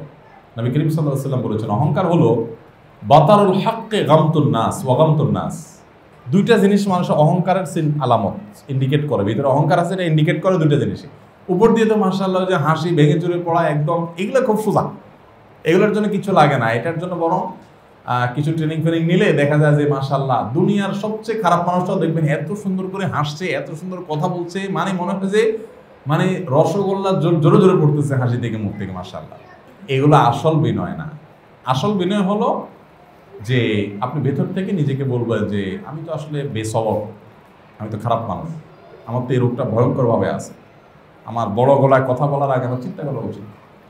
এবং যখন জেদাজেদির ব্যাপার আসে তখন জেদাজেদি না করা, এটা বিনয়ের আলামত। আর জেদাজেদি করা এটা অহংকারের আলামত। জেদাজেদি মানে কি? আমি এটা বলছি তো বলছি, আমি বলছি, আমার কথা উপরে থাকতে হবে, বলছি মানে আসলে একটা ভাবচক করা মতো। আলহামদুলিল্লাহ আমি বলছি, হয় নাই, ওকে, এটা বড় একটা জিনিস। বাতারুল হক, হককে ডিনাই করা। আপনি এটা তর্ক আমার সাথে আপনি করতেছেন, আমার সাথে আপনার একটা জিনিস নিয়ে তর্ক চলতেছে, আমি এটা বলে ফেলছি। এখন তর্কের একটা পর্যায়ে, আলোচনা পর্যালোচনা একটা পর্যায়ে আমার কাছে পরিষ্কার হয়েছে, বা এখন আমার ধারণা তৈরি হয়েছে যে আপনারটা মনে হয় সত্য, কিন্তু যেহেতু আমি বলে ফেলছি, এতক্ষণ তর্কও করে ফেলছি, সো এখন এটা একদম মেনে নিলে তো হাড়ি ভেঙে যায়, তো মাঠে মারা যায় একেবারে। এইভাবে কিভাবে হয়? হতে পারে আপনি যেটা বলছেন এটাও হতে পারে, বুঝতে পারছেন? এরকম হয় না? এটাও হতে পারে। মানে ভাবটা ধরলেন এমন যে আপনি আসলে এখনো তারটা যে সঠিক এটা বুঝেন না, আপনি কিন্তু বুঝে গেছেন, বাট এর স্বীকারটা করতেছেন না। এটাকে বলা হয় বাতারুল হক, হককে অস্বীকার করা। বুঝেন নাই? আপনি জানছেন হক, তাও আপনি স্বীকার করতেছেন না, কারণ আপনি বলে ফেলছেন না, তাহলে কেমনে অস্বীকার যায়? ভেতরে ঠিকই বলছে, বা সে চলে গেলে বলতেছেন না লোকটা ঠিকই বলছে। বইয়ের সাথে ঝগড়া লাগছে, কোনো একটা বিষয়ে তুমুল হয়ে গেছে, আপনার আপনার সেশন হয়ে গেছে ঝগড়ার, অথবা 1-2 ইনিংস হয়ে গেছে ঝগড়ার। এখন একটা পর্যায়ে বললেন না আসলে আমার এখানে একটা গাফলার জায়গা ছিল, এখন স্বীকার করলে তো মাঠে মারা যায়, হয়তো বউ 2 হাত নেবে যে তাহলে এতক্ষণে কাহিনী কেন করছে, গোষ্ঠী উদ্ধার করে ফেলবে, তাহলে এবার থাক, দমায় চলে গেলাম। এর নাম অহংকার। সত্য স্বীকার করতে কার্পণ্য হয়, এটার নাম কি? অহংকার। আপনি অবাক হবেন, আমাদের ওই যে তারাবির সারসংক্ষেপ বইটাতে আদেশ নিষেধগুলো আছে না, আদেশ নিষেধগুলোতে ওই বইতে আমি অবাক হয়ে গেছি। একটা কথা বারবার আল্লাহ বলেছেন যে তোমরা ন্যায়সঙ্গত আচরণ করবে, ন্যায়নিষ্ঠ থাকবে, ন্যায় বিচার করবে, ইন্নাল্লাহা ইয়ামুরু বিল আদলি ওয়াল ইহসান, এই টাইপের কথা গোটা কোরআনে বারবার আল্লাহ বলেছেন। এই ন্যায়নিষ্ঠতাটার অভাবে মানুষ সত্য অস্বীকার করে, অহংকার করে। আপনার সাথে আমার ঝগড়া হয়েছে, তুমুল আকারে হয়েছে, আমি হয়তো মুখটা ছোট হওয়ার মতো হয়ে গেছে, বাট আমি যখনই টের পাইছি যে আমি ভুলে আছি, সাথে সাথে স্বীকার করাটা ন্যায়নিষ্ঠতার পরিচয়। আর অস্বীকার করা অবিচার, জুলুম। আপনি এখন জাজের জায়গায় আছেন, জাজের জায়গায়, আপনি জাজের জায়গা থেকে বলছেন না আপনি যেটা বলছেন এটা হতেও পারে, অথচ আপনি জানেন এটাই সঠিক, তাহলে আপনি অবিচার করলেন, আপনি না মিথ্যা বিচার করলেন। বুঝেন না কথা? এটা কিন্তু আদলের খেলাফ হয়ে গেল। এটা অহংকারের একটা বিষয়। আরেকটা হলো যে গমতুন নাস, মানুষকে পাত্তা না দেওয়া, মানুষকে কেয়ার না করা, এটা খুব ডেঞ্জারাস জিনিস। আল্লাহ তাআলা প্রিয় নবী সাল্লাল্লাহু আলাইহি সাল্লামকে একাধিকবার সতর্ক করেছেন। সাহাবীরা কেউ এসেছেন কথা বলতে, অন্ধ সাহাবী সূরা আবাসা, উনি অবশ্য তাকে তাচ্ছিল্য করে করেন না, নাউজুবিল্লাহ। উনি করেছেন দ্বীনের স্বার্থ বিবেচনা করে, আরো গুরুত্বপূর্ণ ব্যক্তি তারা ইসলামে আসলে অনেক ফায়দা হবে সেজন্য আল্লাহ সুবহানাহু ওয়া তাআলা তাকে তার মতো করে নবী হিসাবে তার ছোটখাটো কোনো ইস্যুকে আল্লাহ তাআলা বড় করে ধরেছেন। আল্লাহ তাআলা তাকে নিষেধ করেছেন, সতর্ক করেছেন, নসিহত করেছেন যে না আপনি এর দিকে মনোযোগী হন। সে যত অভাবী হোক, যত সাধারণ মানুষ হোক, যত আপনার কাছের হোক, সে চায় সেজন্য। নবী সাল্লাল্লাহু আলাইহি ওয়াসাল্লাম তার তাচ্ছিল্য করতে চান না, নাউজুবিল্লাহ। তার সামনে তো এটা তাসাব্বুরও করা যায় না, এগুলো থেকে উনি পাক আলহামদুলিল্লাহ। বাট আমাদের মধ্যে এই জিনিসগুলো ভয়ঙ্কর আকারে থাকে। এই জন্য সবর করতে হবে, সবর করতে হবে এবং সবর করতে হবে। আর এই সবরের প্রয়োজনেই কিন্তু বিনয়ী হতে হয়, ধৈর্য ধারণ করতে হয়, হজম করা শিখতে হয়, হজম, হ্যাঁ, ঢোক গিলে ফেলতে হয়। ঢোক গিলা বলি না আমরা, রাগ আসলো ঢোক গিলে ফেললাম। সবচেয়ে উত্তম ঢোক গিলা মানে হলো এই ঢোক গিলে ফেলা, কঠিন জিনিস, তাই না? এটা ওয়াজ করা অনেক সহজ, বসা দিলে আপনি যদি বলতে পারবেন, তাই না? আমিও বলতে পারি, কিন্তু ইন দ্য মিন টাইমে কি করতেছি এটা হলো বিষয়। মানে মূল জায়গা যেখানে আমার কি বলে একদম পরীক্ষার স্থল আর কি, রাগের সময়টা আর কি, পরিবেশটা, ওই টাইমে কি করতেছি এটা হলো বড় বিষয়। দেখুন, কুল্লু বনি আদম খাত্তা, আমরা সবাই অপরাধী, সবাই বেসব, কিন্তু ওয়াখায়রুল খাত্তাইন আত-তাওয়াবুন, এই অপরাধীদের মধ্যে আল্লাহর কাছে প্রিয় এবং ভালো হলো তারা যারা ফিরে আসে। আমার মধ্যে দোষ আছে, আমি স্বীকার করি, করে আমি ফিরে আসার চেষ্টা করি, সংগ্রাম করি, হাতড়াই যে আল্লাহ আমি চেষ্টাটা করতেছি, আমি হ্যাঁ বেসবরি হয়ে গেছে, ওটার প্রায়শ্চিত্ত করবো, দেরি নাই কোনো, প্রায়শ্চিত্ত বুঝেন তো, বেসবরি হয়ে গেছে সাথে সাথে ওইটার বিপরীতে আপনি ভালো কাজ করে ওটাকে দাফন করেন, যার সাথে করেছেন তার সাথে আরেকটা ভালো আচরণ করেন এবং নিজেকে ছোট করেন, তাচ্ছিল্য করেন, পারলে মাফ চান ডাইরেক্ট। এগুলো একটা সংশোধনের পথ, যে আমি নিজেকে আস্তে আস্তে আনলাম। অনেক মানুষ আছে যে ভিতরে ভিতরে টের পাইছে যে আমার কাজটা ভালো হয়নি, টের পায়া সে ভিতরে ভিতরে হয়তো সবর করছে বা তবাও করছে ভিতরে ভিতরে, মাগার উপর দিয়ে ওই লোকের সাথে আর কিছু মানে, কারণ বললে তো আর ইজ্জত থাকে না। এটা হলো না, শাসনের প্রয়োজনে তখন স্বীকার করতে হয়। এই আয়াতটা আমার কাছে বড় মোটিভেশন হয়। আয়াতটা আমার, ইন্নামা ইউওয়াফাস সাবিরুনা আজরাহুম বিগাইরি হিসাব, সবরকারীদেরকে দেওয়া হবে তাদের বিনিময় হিসেব ছাড়া দেওয়া হবে। আল্লাহ তাআলা ব্লাঙ্ক চেক দেন, হিসাব ছাড়া দেন। কি আমাদের মধ্যে হিসাব করলে আমরা কে পাবো, হিসাব করে কি পাবো? হিসাব ছাড়া দেন চাইলে সবরের প্রতিজ্ঞা করতে হবে। এবং আমরা আজ থেকে শুরু করে দেই যে আমাদের সবরের পরীক্ষা একেবারে যত কঠিন হোক, আমাদের সবরের পরীক্ষায় টিকতে হবে। আল্লাহ আমাদের তৌফিক দান করুন। কঠিন কাজ, আমি চিন্তা করি নবী সাল্লাল্লাহু আলাইহি ওয়াসাল্লাম সিরাত যদি পড়েন, আপনি একটু সিরাতটা পড়বেন, সিরাতের একটা বই অন্তত পড়বেন। নবী করিম সাল্লাল্লাহু আলাইহি ওয়াসাল্লাম সিরাতের বই পড়লে আপনি দেখবেন, আপনারা যারা সিরাত পড়ছেন তারা জানেন, সিরাত নবী সাল্লাল্লাহু আলাইহি ওয়াসাল্লাম শুরু থেকে শেষ পর্যন্ত সিরাতের বিভিন্ন বই আলহামদুলিল্লাহ বারবার আমার পড়ার তৌফিক আল্লাহ তাআলা দিয়েছেন, আল্লাহর শুকর। যতবার পড়ছি, যতগুলো সিরাত গ্রন্থ পড়েছি, একটা জায়গা এমন আমার কাছে মনে হয় নাই যে নাউজুবিল্লাহ আমরা যেরকম একটু খেই হারিয়ে ফেলি, বেসামাল হয়ে যাই, আছে না ব্যক্তিগত জীবনে আমাদের সবারই তো এটা কম বেশি হয় না, যে খেয়ে হারিয়ে ফেলছি, নিয়ন্ত্রণ হারিয়ে ফেলছি, মেজাজ হারিয়ে ফেলছি। কারণ পরিবেশ তো আসলে এরকম জটিল জটিল পরিবেশ তৈরি হয় যে আমরা আসলে নিজেকে ঠিক রাখতে পারি না, তাই না? কিন্তু নবী সাল্লাল্লাহু আলাইহি ওয়াসাল্লামের জীবনে এত কঠিন কঠিন পরীক্ষা, এত জটিল জটিল পরিস্থিতি, মাগার একটি বারের জন্য তার পুরা সিরাতের কোন এক জায়গায় আপনি কলম বসাতে পারবেন না যে এই জায়গায় মনে হয়েছে উনি একটু রাগ হয়ে গেছে, না। চিন্তা করা যায়। এক সাহাবী এসে বলছেন, রাসূলুল্লাহ একটু ওসিয়ত করেন, আমার একটু উপদেশ দেন। কি বলছেন? লা তাগদাব, রাগ করবা না। আরেকটা বলেন, লা তাগদাব, একই উপদেশ। বলে বুঝলাম, দুইটা তো পাইছি, এবার 3 নম্বরটা বলেন, লা তাগদাব, আবারও একই কথা। এরপর বলেছেন লা তাগদাব ওয়ালাকাল জান্নাহ, রাগ করবা না, জান্নাত তোমার। রাগ করবা না, জান্নাত। কঠিন ওয়াজ করা খুব সোজা, খুব সহজ। আমরা আসেন আজকে থেকে একটু প্ল্যান নেই, হ্যাঁ, যে ইনশাআল্লাহ আমরা সবর করব এবং বেসবরের জন্য আত্মশাসন করব, নিজের সাইজ করব। কেন আমার দ্বারা বেসবরি হলো, কেন আমি ছোট লোকই করলাম, কেন আমার মুখটা খারাপ হলো, কেন আমার রিয়েক্ট বাজে হলো, নিজেকে এসে ভৎসনা করব। যার সাথে হয়েছে তার কাছে মাপ চাবো, কোনো কার্পণ্য করব না। ঘাট তাড়ামি করবে, ঘাটে ভেঙে দিতে হবে, মটকায় দিতে হবে। এরপর দেখবেন আপনার পবিত্র আত্মাগুলো আস্তে আস্তে, পবিত্র আত্মা আপনার ইমানের শক্তি আপনার মধ্যে, তার মধ্যে বৃদ্ধি পাবে এবং পবিত্র আত্মা আপনার প্রভাব বিস্তারকারী হবে ইনশাআল্লাহ। নবী করিম সাল্লাল্লাহু আলাইহি সাল্লামের একটা হাদিস আমরা শুনি মুসনাদে আহমদের, ওয়ালাম আন্না ফিস সাবরি আলামা তাকরাহু খায়রান কাসীরা, জেনে রাখবা তুমি যেটা পছন্দ করতেছো না ওই ব্যাপারে তুমি যদি সবর করো, অপছন্দের কিছু হয়েছে সবর করো, আন্না নাসরা, তাহলে এর ভিতরে অনেক কল্যাণ আছে। আন্না নাসরা মা আস-সাবরি, আর আল্লাহ তাআলার সাহায্য সবরের সাথে আসে। সবর করবো, আল্লাহ সাহায্য আসবেই। ওয়ান্নাল ফরজা মা আল কারবি, এবং বিপদ আসলে বিপদের পাশাপাশি আল্লাহ তাআলা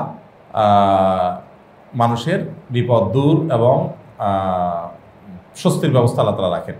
ওয়ান্না মা আল উসরি ইউসরা, আর যত কঠিন হয় এই কঠিনের পরে আল্লাহ তাআলা সহজ রাখেন, কঠিনের পরে সহজ রাখেন, বিপদের পরে আনন্দ আসে। আর সবরের পরে আল্লাহর সাহায্য আসে।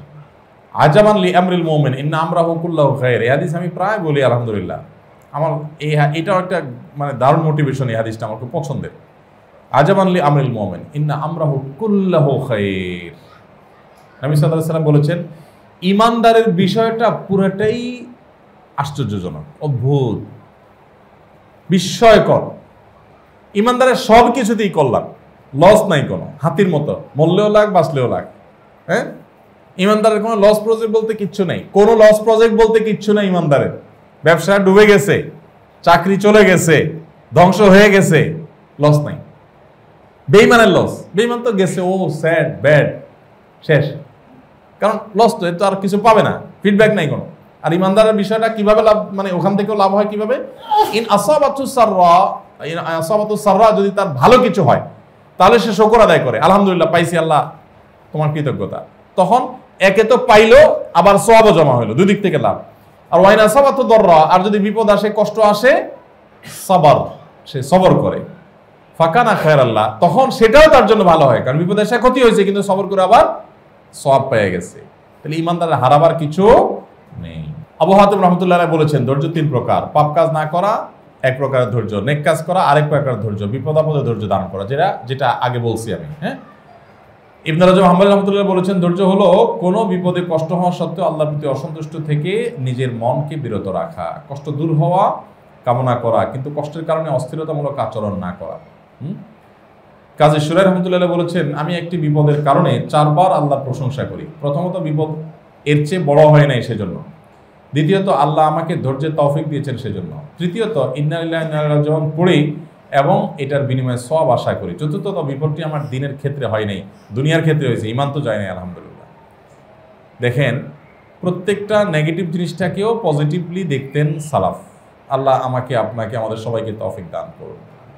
এর আগে আপনাদের বলছিলাম শেখ মাহমুদ মুতাওয়াল্লি শাহরবি, মিশরের একজন এজুকেশনের একজন স্কলারের কথা বলেছিলাম রাহিমাহুল্লাহ, কোরআনের তাফসিরের জন্য খুব বিখ্যাত উনি। হ্যাঁ, তো মাহমুদ মুতাওয়াল্লি শাহরবি রাহিমাহুল্লাহ, ওনার তাফসিরের ভিডিওগুলো মাঝে মধ্যে আমি দেখি আরবিতে, মানে সুবহানাল্লাহ, কোরআনকে যে কি সুন্দর করে উপস্থাপন করে, কি সব নেকাত, বিশেষ করে সির, কোরআনের মানে সুপ্ত রহস্য আবিষ্কারের জন্য ঈমানের মিটার অন্যরকম বেড়ে যায়। তো ওনার একটা উক্তি আছে, ওনার ভেরিফাইড যে টুইটার অ্যাকাউন্ট আছে সেখানে এই লেখাটা আমি পড়ছিলাম।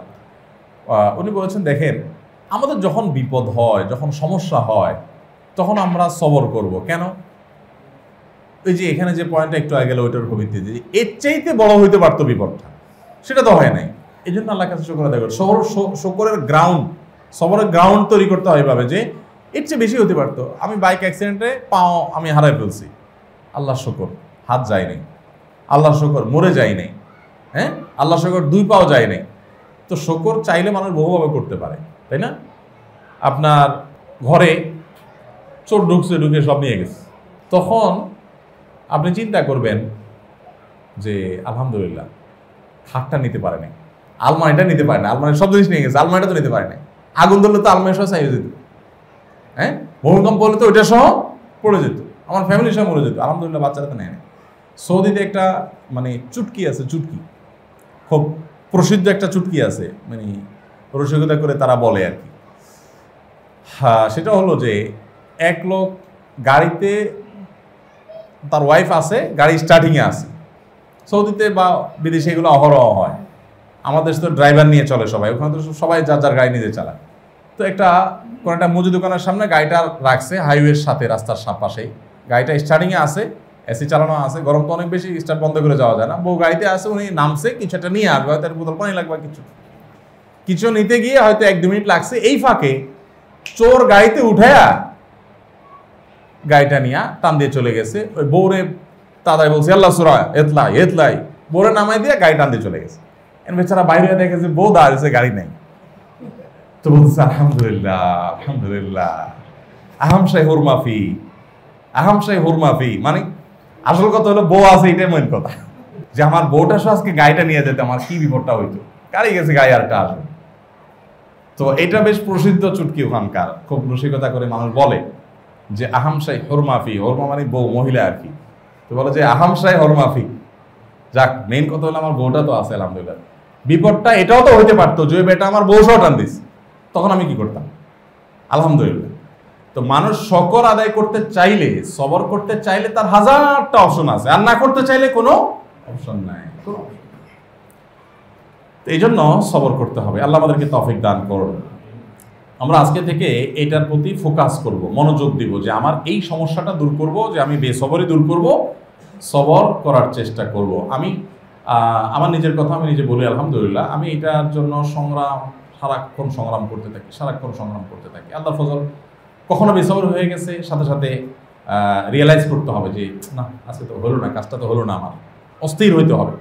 আমি আমার বদাখলাকি নিয়ে পেরেশানি, অন্য দুনিয়া যা বিপদ যা হয়েছে বড় কথা না, আমি বিপদে বেসবর হলাম, এটা হলো টেনশনের বিষয়। তাহলে ইনশাআল্লাহ নিজের উন্নয়ন করা সম্ভব। আমার দেশে মানুষ এত বেসবর, সব ক্ষেত্রে আপনি দেখবেন যে বিয়ে বাড়িতে আপনার চিংড়ি দেওয়ার কথা ছিল, চিংড়ি দেয় নাই, বা চিংড়ির সাইজ ছোট হয়েছে, বাস মায়ের পিঠ, বিয়ের ভাঙচুর শেষ। হয় কি হয় না বলেন? বউরে জামাটা ইস্তারি করে দিতে বলছে, একটু দেরি হয়েছে, বাস তালাক হয়ে গেছে, এটাই গ্যাপ না করে। হ্যাঁ, এভাবে প্রত্যেকটা বিষয় আপনি দেখবেন এত অস্থির, এত বেসবর আমরা। এই সবরের সাথে তাকওয়ার সম্পর্ক অনেক সুনিবিড়। গোটা দিনটাই হলো সবরের অপর নাম, সোজা কথা। এই জন্য সংগ্রাম চালাতে হবে, আত্মশাসন যেটাকে বলে, আত্মসংগ্রাম চালাতে হবে, নিজের বিরুদ্ধে নিজে না, আমাকে সবরকারী হইতে হবে, হ্যাঁ, এবং বিনয়ী হইতে হবে, হারা শিখতে হবে, সবসময় জেতা শেখা যায়। অহংকারীরা সবসময় জেতে, অহংকারীরা কখনো হারে না, গায়ের জোরে জিতে, তেড়ামি করে জিতে না। আমাকে হারতে জানতে হবে যে আলহামদুলিল্লাহ আমি হারলে হারছি। আমি কোথাও যদি ছোট হই তো মান তাওয়াদা লিল্লাহি রাফাহু আল্লাহ, আল্লাহর জন্য ছোট হয়েছে, আল্লাহ আমাকে বড় করে দেবে ইনশাআল্লাহ। জি, আল্লাহ তৌফিক দান করুক আমাদেরকে ইনশাআল্লাহ। আমরা গোসা নিয়ন্ত্রণ করা, এটাও সবরের একটা ব্যাপার, তাই না? গোসা নিয়ন্ত্রণ করা, এর সাথে সবরের সম্পর্ক অনেক সুনিবিড়। সবচেয়ে বড় বীরত্ব এটা যে সবর করতে পারলেন, অনেক নামাজ কালাম পড়তে পারছেন, অনেক ইবাদত বন্দি করতে পারছেন। এর চেয়ে বড় জিনিস হলো আপনি সবর কতটা করতে পারলেন। সবর কতটা দেখেন, আমি যেন শুরুতে বলছি, নফল আমল করা অনেক সোজা। বহু মানুষ দেখবেন তাসবিহ, তাহলিল, তেলাওয়াত, সুবহানাল্লাহ, আলহামদুলিল্লাহ, দান, সাদাকা, কোনো কিছুতে মাশাআল্লাহ উনি পিছায় নাই, মাগার আসল সময় বোঝা যায় ওনার হালত কি, তাই না? তাকওয়ার মূল পয়েন্টটা ওই জায়গাটাতে যে আমি ধৈর্য ধারণ করবো। এই জন্য নবী সাল্লাল্লাহু আলাইহি ওয়াসাল্লাম বলেছেন না, যে সবচেয়ে বড় বীর কে? মানুষের কুপকাত করে ফেলা, একদম বড় কুস্তিগির। এইটা আসল বীরত্ব হলো রাগের সময় কন্ট্রোল করে ফেলা, আস্তে ডোক গলে ফেললাম, সবর করে ফেললাম, হ্যাঁ, কিছুই নেই, নাথিং এলস। এটা হলো সবচেয়ে বড় বীরত্ব, বাহাদুরি। এই জন্য যাদের সবর যত কম তারা তত ডাইরেক্ট রুগী, ডায়রিয়ার রুগীর মতো। কিছু হইলো মাথা গরম হয়ে গেল, কিছু হইলো অস্থির হয়ে গেলেন, এটা তো ডায়রিয়ার রুগীর মতো, যে আসলো ছেড়ে দিলেন। আর ধরে রাখতে পারলেন, কন্ট্রোলিং পাওয়ার আছে, এটা হলো সুস্থ মানুষ। চল আমরা আজকে দৈনন্দিন সুন্নাতে চলে যাই। ইস্তিনজা পেশাব পায়খানার পর পবিত্রতা অর্জন করা, বিসমিল্লাহ বলা টয়লেটে ঢোকার শুরুতে, এবং শয়তান থেকে আশ্রয় প্রার্থনা করা। বিসমিল্লাহ, আল্লাহুম্মা ইন্নী আউযু বিকা মিনাল খুবুসি ওয়াল খাবাইস। খুবুস, খাবাইস মূলত দুষ্ট জিনকে বোঝায়। দুষ্ট জিন, আমাদের টয়লেটগুলোতে দুষ্ট জিনের আখড়া থাকে অনেক বেশি। এক সাহাবীকে টয়লেটে একটা দুষ্ট জিন হত্যাই করে ফেলেছে। আমরা দুষ্ট জিন দ্বারা যে এফেক্টেড হই না, এই এফেক্টেড হই অনেক ক্ষেত্রেই টয়লেট থেকে। আমি টেরও পাই না, ওইটা আমরা টেরও পাই না, কারণ প্রভাব তো সবসময় সাথে সাথে পড়ে না, প্রভাব অনেক পরে আস্তে ধীরে দেখা যাচ্ছে পড়ে। তো এই জন্য টয়লেটে ঢোকার আগে এই দোয়া পড়বেন যখন, তখন অর্থের দিক খেয়াল করবেন যে আল্লাহ আপনার কাছে আমি আশ্রয় প্রার্থনা করি কোত্থেকে? এই যে নোংরা যে জিনগুলো আছে এই সমস্ত জায়গায় থাকে সেগুলোর ক্ষতি থেকে। ওখানে তাহলে এই দোয়া পড়ে আপনি যদি ঢুকেন, ইনশাআল্লাহ আপনি যতক্ষণ টয়লেটে থাকেন আপনি সেফ হয়ে গেলেন, আপনারা সে কিছু করতে পারবেন। আর না হলে আসর করবে, আপনি টেরও পাবেন না, আস্তে আস্তে আস্তে আস্তে দেখবেন এই আসরটা বাড়তে থাকে। দেখেন, এই জন্য আমাদের টয়লেটগুলো একসময় অনেক দূরে ছিল, তাই না? ঘর এক জায়গায়, টয়লেট। এখন আধুনিক পৃথিবীতে আমাদের টয়লেট পারলে একদম ভাতের থালার কাছে, মানে পারলে মানে মনে হয় যে হাতে নিয়ে ঘুরতে পারলে আরো ভালো। হয়তো এই টেকনোলজি বাইরে যায় কিনা কদিন পরে, কি জানি, যে টিপ দিবে আর টয়লেট বাইরে যাবে। তো ঘর বাড়ির মানে টয়লেটকে ঘর বাড়ির খুব কাছে রাখা বা একেবারে ভিতরে রাখা, এটা সভ্যতা এভাবে ডেভেলপ হয়েছে। আমরা সমাজের অংশ, হ্যাঁ, আমরা এইটা হালাল হারামের ইস্যু না, আবার এটার কারণে কোনো নাজায়েজ হয়ে যাবে ব্যাপারটা সেরকম না। বিষয়টা হলো সূক্ষ্ম লাভ ক্ষতির ব্যাপার। সূক্ষ্ম লাভ, আধুনিকতার অনেক সূক্ষ্ম লাভ ক্ষতি আছে না, এটা এরকমই একটা বিষয়। তো এই টয়লেটের ঢোকার আগে শয়তান থেকে আশ্রয় প্রার্থনা করতে বলা হয়েছে। আমরা অনেকে বাসা বাড়ির ভিতরে যেহেতু টয়লেট, ওখান থেকে কথাটা আসছে মূলত, ভিতরে ঘরের ভিতরে যেহেতু টয়লেট থাকে আজকাল দালান কোঠায়, তো দেখা যায় দরজা খোলা থাকে। টয়লেটের দরজা কখনো খোলা থাকবে না। আমাদের এক ভাই আছে, আমি নাম বলবো না, আপনারা অনেকে চিনবেন। উনি বলেন যে আমার বাসায় টয়লেটের সামনে আলাদা করে একটা পর্দা বা ওই যে বেতের ব্যাট এরকম কি একটা জানি আছে আলাদা, বুঝতে পারছেন, যাতে করে মানে কোনোভাবে দুষ্ট জিনের প্রভাব না পড়ে। তো আমরা তো অনেকে এগুলো খেয়ালও করি না, দোয়া ছাড়া ঢুকে যাচ্ছি, দোয়া ছাড়া চলে আসতেছি, দরজা খোলা রাখতেছি, এই জন্যগুলো সতর্ক থাকতে হবে। যাই হোক, তাহলে টয়লেটে ঢোকার আগে এই দোয়া পড়ে ঢোকা।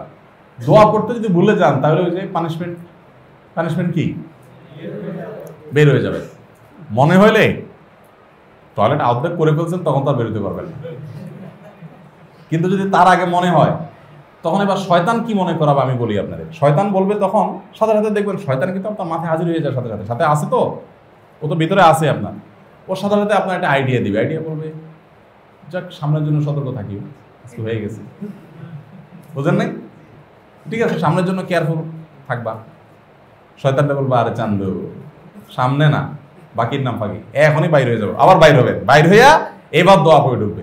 এবার কয়েকদিন যদি তেড়ামি করেন তখন শয়তান করবে ওস্তাদ এখনো দোয়া মিস হয়েছে, কিন্তু ঢুকার আগে দিয়ে শয়তান দেখবে ওস্তাদ দোয়া পড়তে ভুল করছেন, কি বলতে যাচ্ছেন কিন্তু তাড়াতাড়ি পড়েন, কিন্তু তখন সে এসে দেখবেন স্মরণ করে নিচ্ছে। পানিশমেন্ট এমন এক জিনিস, নিজেকে নিজে পানিশমেন্ট দিবেন, ইবলিস এসে স্মরণ করে দিবে।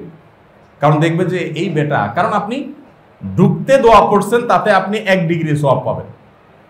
ঢুকছেন ভুলে গেছেন, এখন বাইর হয়েছেন, বাইরের সময় দোয়া পড়লেন, আবার ঢুকার সময় দোয়া পড়লেন, আবার বাইরের সময় দোয়া পড়লেন। শয়তানের লস প্রজেক্ট না লাভের প্রজেক্ট? লস প্রজেক্ট না?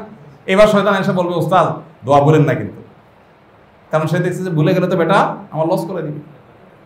দেখেন আমরা জান্নাতে যাওয়ার জন্য যতটা সিরিয়াস, শয়তান আমাদের জাহান্নামে নেওয়ার জন্য এর চেয়ে বহুগুণ বেশি সিরিয়াস। মাইন্ড ইট, এটা মাথায় রেখেন যে আপনার আমার জান্নাতে যাওয়ার গরজ যতটা, ও আমাদেরকে জাহান্নামে নেওয়ার গরজ তার চাইতে অনেক বেশি। এই জন্য আমরা ভুলি, কিন্তু শয়তান তার শয়তানি করতে সে ভুলে না। আপনি খেয়াল করে দেখেন তো, আমাদের ভুলে অনেক কিছু ছুটে যায়, কিন্তু ভুলে ভালো হয়ে যায়, এটা কয়টা হয়? হ্যাঁ, শয়তান এতটাই অ্যাক্টিভ এবং এতটাই সিরিয়াস। আল্লাহ আমাদেরকে তৌফিক দান করুন। তাহলে আমরা টয়লেটে ঢোকার সময় দোয়া পড়বো ইনশাআল্লাহ। দরজায় কিছু কিছু স্টিকার পাওয়া যায়, বাচ্চাদেরকে মুখস্থ করানোর জন্য অনেক প্রকাশনী করছে, এগুলা স্টিকার লাগাই দেওয়া যেতে পারে। বাইরের সাইডে থাকবে, আবার ভিতরের সাইডে আবার স্টিকার লেখেন না। অনেকে দেখি যে ওই ওয়ালে, বিশেষ করে মিডিল ইস্টে এগুলো দেখা যায়, আর ভিতরে সুন্দর করে দোয়া লেখা দেয়, আল্লাহুম্মা লা তানসা দুআ আল খুরুজ মিনাল খালা গুফরানাক, লেখা দেয় পাবলিক। টয়লেটের ভিতরে আল্লাহর নাম লেখা, এটা আদবের খেলা। বাইরের সাইডে আপনি লিখে রাখতে পারেন, হয় দরজা আনার দরজার পাশে যাইয়া ওখানে সুন্দর করে স্টিকার দিয়ে দিলেন, যাতে ঢুকতে আপনার মনে পড়ে। হ্যাঁ, তবে এইগুলোতে যে খুব বেশি আহামরি কাজ হয় তা না, কারণ দেখতে দেখতে দেখতে দেখতে ডাইরেক্ট হয়ে যায় এক পর্যায়ে, তখন আর ফোকাসটা ওইদিকে থাকে না অনেক সময়, তাই না? এই জন্য দরকার হলো পারিবারিক পর্যালোচনা। একসাথে খাইতে বসছেন, সবাই দোয়া পড়ছো, কে ভুলে গেছো, আচ্ছা ভুলে গেলে তাহলে আল্লাহুম্মা বিসমিল্লাহ বলো পড়ো। আচ্ছা টয়লেটে ঢুকছো, এই দোয়া পড়ছো, বেরিয়েছো, এগুলো প্রচুর পরিমাণ নিজেদের মধ্যে আলাপসালা পর্যালোচনা থাকতে হয়, তাই না? এখন তো আমরা ওই যে এই স্কুলে গেছো কিনা, হোমওয়ার্ক করছো কিনা, এগুলো নিয়ে জিকির সারাদিন হয়, মাগার আমলের জিকির, আমলের মোজাকারা। 2 নম্বর, বাম পায়ে প্রবেশ করা এবং ডান পায়ে বের হওয়া, এইটাও প্রচুর ভুল হয়। এখানে ঔষধ ওই একটাই, বুঝতে পারছেন? টয়লেটে ডান পাতে ঢুকে গেছেন না, তাড়াহুড়া করে, যখনই মনে বেরি কি করলাম এটা, আবার বাইরে হয়ে যাবে। এবার বাইরে হওয়ার সময় বাম পা দিয়ে বাইরে হবেন, হইয়া আবার ডান পা দিয়ে ঢুকবেন। বুঝেন না কথা? এভাবে যে কোনো মন্দ কিছুতে বামকে অগ্রাধিকার দেওয়া নবী সাল্লাল্লাহু আলাইহি ওয়াসাল্লাম পছন্দ করতেন। ইন্নাল্লাহা ইউহিব্বুত তায়াম্মুন আলা ফি কুল্লি শাই হাত্তা তানাহুলা ওয়া তারাজ্জুল। আল্লাহ তাআলা সব বিষয়ে ডানকে পছন্দ করেন, ভালো বিষয়। আর খারাপ বিষয়ে, খারাপ বলতে কি, তুলনামূলক অপছন্দনীয় কাজ কিন্তু করতে হয়, টয়লেটে যেতে হয়, এগুলোতে বাম। আর তুলনামূলক ভালো কাজ, ঘরে ঢোকা ভালো কাজ না খারাপ কাজ? ভালো। ঘরে থাকা, এই যে ঢোকার সময় ডান পা, ঘর থেকে বের হওয়ার সময় বাম পা। জামা কাপড় পরবেন, আগে ডান হাতা, তারপরে বাম হাতা। আবার খোলার সময় আগে বাম হাতা, তারপরে ডান হাতা। জুতা পরার সময় আগে ডান পা, তারপরে বাম পা। এইভাবে সব ক্ষেত্রে আপনার ডানের অগ্রাধিকার থাকবে সকল ভালো হিসেবে। দেখেন এই বিষয়গুলো সাদা চোখে মনে হবে খুব ছোট, তুচ্ছ, এইটা আর এমন কি, এই ডান বামে। নবী সাল্লাল্লাহু আলাইহি ওয়াসাল্লামের কোনো সুন্নাত তুচ্ছ না, এর সাথে অনেক কিছু সম্পর্ক আছে, অনেক কিছু সম্পর্ক আছে। অতএব কোনোটাকে তুচ্ছ মনে করার সুযোগ নেই, প্রত্যেকটাকে সিরিয়াসনেসের সাথে আদায় করতে হবে। 3 নম্বর, কেবলামুখী না হওয়া, কেবলার দিকে পিঠ না দেওয়া। আলহামদুলিল্লাহ এটা নর্মালি আমরা করি না। 4 নম্বর হলো ডান হাত দিয়ে ইস্তেঞ্জা না করা এবং ডান হাত দিয়ে লজ্জাস্থান স্পর্শ না করা, যত সম্ভব বাম হাত ব্যবহার করা। কবিরা গুনাহ, কোনো মুসলিমকে কষ্ট না দেওয়া, কোনো মুসলিমকে কষ্ট না দেওয়া। আল্লাহ সুবহানাহু ওয়া তাআলা বলেছেন, ওয়াল্লাযীনা ইউযুনা মুমিনা ওয়াল মুমিনাত বিগাইরি মাকতাসাবু, অন্যায়ভাবে কেউ যদি কোনো মুমিন নারী পুরুষকে কষ্ট দেয়, ফাকাদ ইহতামালা বুহতানান ওয়া ইসমান মুবিনা, তাহলে তারা মিথ্যা অপবাদ এবং পাপের বোঝায় সুস্পষ্ট, অবহতা মুবিনা মানে হলো একেবারে পরিষ্কার পাপের বোঝা সে বহন করলো, পরিষ্কার পাপের বোঝা সে বহন করলো। তো এই জন্য কোনো মানুষকে কষ্ট দেওয়া যাবে না।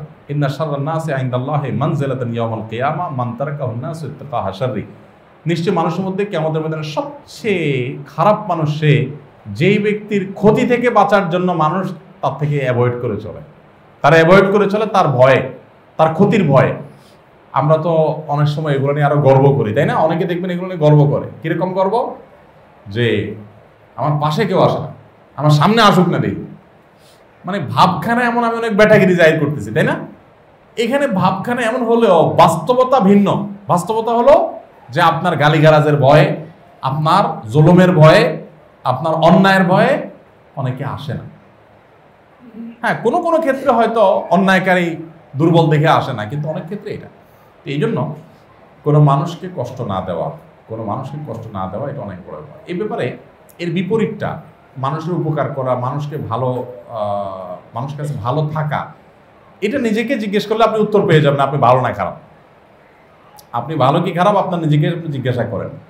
আপনার স্ত্রী আপনারা কি বলবে, হ্যাঁ, আপনার পরিবার আপনাকে কি বলবে, এটা সারাক্ষণ নিজেকে জিজ্ঞাসা করা যে আসলে আমার অবস্থানটা কোন জায়গায়, বউয়ের কাছে কোন জায়গায়, কলিগের কাছে কোন জায়গায়, কাস্টমারের কাছে কোন জায়গায়। কাস্টমাররা যদি অ্যাজ এ দোকানদার বা অ্যাজ এ আমি তার সাথে কাজ করি, আমিও এক প্রকার তার ক্লায়েন্ট, সেই হিসাবে সে আমার সাথে, আমার ব্যাপারে তার ধারণাটা কি, নিজেকে জিজ্ঞাসা করেন, আপনি নিজে উত্তর পেয়ে যাবেন। আমি একবার অনেক আগে সৌদি থাকতে একটা ছোট্ট একটা গবেষণা করছিলাম, হাদিসের যে অনলাইন লাইব্রেরি আছে, মাকতাবা শামেলা, আরও অন্যান্য যেগুলো আছে সেগুলোতে অনলাইনে বিভিন্ন জায়গায় সার্চ করছিলাম। সার্চ কি করছি, সেরা মানুষকে, ভালো মানুষকে, সবচেয়ে ভালো মানুষ। হাদিসে নবী সাল্লাল্লাহু আলাইহি ওয়াসাল্লাম অনেকগুলো হাদিস বলেছেন, খায়রুন নাস, আহাব্বুন নাস, সবচেয়ে ভালো মানুষ, আল্লাহর কাছে সবচেয়ে প্রিয় মানুষ, নবীর কাছে সবচেয়ে প্রিয় মানুষ, আল্লাহর পছন্দের মানুষ। এই জিনিসগুলোকে আমি, এই হাদিসগুলোকে একত্র করলাম যে কারা সেই মানুষ যাদেরকে নবী সাল্লাল্লাহু আলাইহি ওয়াসাল্লাম সবচেয়ে ভালো বলছেন। এই সবচেয়ে ভালো বলা হাদিস আমি খুঁজে 11টা পাইছি, 11 আইটেম পাইছি। তো 11 আইটেম পাই, এগুলো সবগুলো আমি একত্র করলাম। একত্র করে এগুলোর মিনিং দেখে আমি অবাক হয়ে গেছি। এটার উপর আমাদের অনেকগুলো লেকচার আছে, সৌদি থাকতে আমার একটা লেকচার আছে, দেশে আসার পর লেকচার আছে, নবীজির চোখে সেরা 11 এই শিরোনামে ইউটিউবে লেকচার আছে। তো আমরা ওই 11টা পাইয়া আমি একটু স্টাডি করলাম। সুবহানাল্লাহ, সবচেয়ে তোমাদের মধ্যে শ্রেষ্ঠ মানুষকে, সবচেয়ে উত্তম মানুষকে এই হাদিসগুলোর 11টার মধ্যে একটা পাইছি শুধু, খায়রুকুম মান তাআল্লামাল কুরআনা ওয়া আল্লামা, তোমাদের মধ্যে যে কোরআন শিখে আর কোরআন শিখায় সে হলো সর্বোত্তম ব্যক্তি। আমরা একটাই জানি, তাই না? আরো 10টা আইটেম আছে। ইন্টারেস্টিং বিষয় কি জানেন, সে 10টা আইটেমের সবগুলোর নির্যাস একটা, ওই 10 আইটেমের সবগুলো নির্যাস একটা। সেটা কি? আপনি ভালো মানুষ হওয়া। আপনি ভালো মানুষ, আল্লাহর কাছে আপনি শ্রেষ্ঠ এবং প্রিয় মানুষ। আচরণগত, এই ভালো মানুষ হওয়া বলতে আচরণগত। যেমন খায়রুকুম লিসাহিবিহি, তোমাদের ভিতরে সবচেয়ে ভালো মানুষ যে তার সাথী সঙ্গীদের কাছে ভালো, অর্থাৎ সাথী সঙ্গীরা মনে ও মানুষটা ভালো। আছে না বন্ধুদের মধ্যে, এটা বিটলা, আরে ও তো দুনিয়ার বান্দর, আরে ও দুনিয়ার ফাউল। বন্ধু বান্ধবরা কিন্তু একটা, তাদের মধ্যে একটা মূল্যায়ন হয়। কিন্তু আপনি একটু চিন্তা করেন যে আপনার যে পরিষদ আছে, আপনার যে গ্রুপ আছে, আপনার যে সার্কেল আছে বন্ধু বান্ধবের, এরা আপনাকে কি মূল্যায়ন করবে? আপনি নিজেকে জিজ্ঞাসা করেন, আপনি উত্তর পেয়ে যাবেন। যদি মনে হয় যে না, আপনার পুরো সার্কেলের মধ্যে সবাই আপনাকে বলবে মনে করেন একটা বিষয় নিয়ে আছে না, বন্ধু বান্ধব দুষ্টামি করে বাজি ধরে, প্রতিযোগিতা লিপ্ত আছে না, ধরেন একটা নির্বাচন হবে, কারা নির্বাচন কমিশনার বানাবে, তো বন্ধুরা সবাই মিলে অনেক সময় বানায় না একজনের, অনেক সময় হয় বন্ধু বান্ধবরা মিলে একজনকে দায়িত্ব দেয় না যে ও থাকুক, তাহলে ওর কাছে থাকুক, মানে সবাই তারা বিশ্বাসযোগ্য মনে করে, আছে না? তো নবী সাল্লাল্লাহু আলাইহি সাল্লামের হাদিসটা খেয়াল করেন, তোমাদের মধ্যে সবচেয়ে উত্তম সে যে তার সঙ্গীদের কাছে উত্তম, ভালো মানুষ। আপনি এই সার্টিফিকেটটা পাবেন কিনা আপনি যেটা নিজে ভালো জানেন, কতটা মানুষ সেটা আপনি জানেন। এরপর আসেন আরেকটা হাদিস দেখেন, খায়রুকুম লিআহলি, তোমাদের ভিতরে সবচেয়ে উত্তম সবচেয়ে শ্রেষ্ঠ মানুষ সে যে তার বউ এবং পরিবারের কাছে ভালো। মানে কি? আপনার আচার আচরণ, আপনার কাজ কারবারে আপনার ফ্যামিলি আপনাকে বলবে হ্যাঁ তুমি আসলে ভালো মানুষ। আমি এটা আমার ওয়াইফকে তো আমি প্রায় হুদাই জিজ্ঞাসা করি আসলে আমি মানুষটা কেমন, ভালো মানুষ, আমি মানুষটা কেমন এটা বউ জিজ্ঞাসা করার পরে বউ যদি ফিক করে হেসে দেয় তো বুঝবেন লক্ষণ ভালো না। তোরে চান্দু তুমি কেমন মানুষ এটা জিজ্ঞাইতে আইছো, বুঝেন নাই? আবার অনেক সময় হেসে দেওয়া হতে পারে রসিকতা করে স্বামী স্ত্রী, সেটা ভিন্ন বিষয়। সবসময় আবার খারাপ ভাবে নিয়ে আবার বউরে বা সাইজ করা শুরু করে দিন না, কি তার মানে আমি খারাপ না। তো দেখেন তোমাদের মধ্যে সবচেয়ে উত্তম মানুষকে, হাদিস দেখেন, হাদিস আমি যে বললাম যে 10টা হাদিসে 10 রকম আইটেম বলা আছে, সবগুলা ঘুরে ফিরে এক জায়গায় এসে মিলে আখলাক, আচরণ। যে তোমাদের মধ্যে সবচেয়ে উত্তম কে? বন্ধুর কাছে উত্তম। উত্তম কে তোমাদের মধ্যে? বউয়ের কাছে উত্তম। অবাক হয়ে যাবে। তারপরে আছে আহসানুকুম কাদা, এটা বুখারীর হাদিস। তোমাদের সবচেয়ে ভালো কে? যে ঋণ পরিশোধের ক্ষেত্রে, বাকি পরিশোধের ক্ষেত্রে, ধার দেনা দেওয়ার ক্ষেত্রে ভালো মানুষের পরিচয় দেয়, ওয়াদা ঠিক রাখে, কথা ঠিক রাখে, জবান ঠিক রাখে, যান জীবন গেলেও তার জবান ব্যতিক্রম হতে দেয় না। এই যে ভালো মানুষের পরিচয়, সে হলো আসল ভালো। এরকম যতগুলো আইটেম আছে সবগুলো আইটেম আমি দেখলাম সুবহানাল্লাহ আচরণ সংশ্লিষ্ট, ইবাদত সংশ্লিষ্ট না। অর্থাৎ ইবাদত দিয়ে সেরা মানুষ হয় না, মানুষ শ্রেষ্ঠ মানুষ হয় কি দিয়া? আচরণ দিয়া, আখলাক দিয়া। আর ওই আখলাকের সাথে এই যে কোনো মানুষকে কষ্ট না দেওয়ার সম্পর্ক, এই জন্য কথাগুলো বল যে কাউকে আমি কষ্ট দেওয়া হয়ে যেতে পারে, আমরা তো মানুষ, সাথে সাথে প্রায়শ্চিত্ত করতে হবে, কারেকশন করে ফেলতে হবে, কাফারা দিয়ে ফেলতে হবে, বুঝেন নাই? নিজেকে সাইজ করে ফেলতে হবে, কেন আমি কষ্ট দিলাম, কেন আমার দ্বারা হলো, মাপ চেয়ে ফেলতে হবে। অন্যায় হওয়াটা দোষের না, কিন্তু অন্যায় হওয়ার পর দোষের না বলতে অন্যায় হওয়াটা স্বাভাবিক, মানুষ তো আমরা, কিন্তু অন্যায়ের উপরে অটল থাকাটা অস্বাভাবিক। অন্যায়ের উপরে অটল থাকাটা অস্বাভাবিক, কোনোভাবে যেন অটল না থাকে। আল্লাহ আমাদেরকে তৌফিক দান করুন। আস-সুন্নাহ ফাউন্ডেশন, উম্মার স্বার্থে সুন্নাহর সাথে।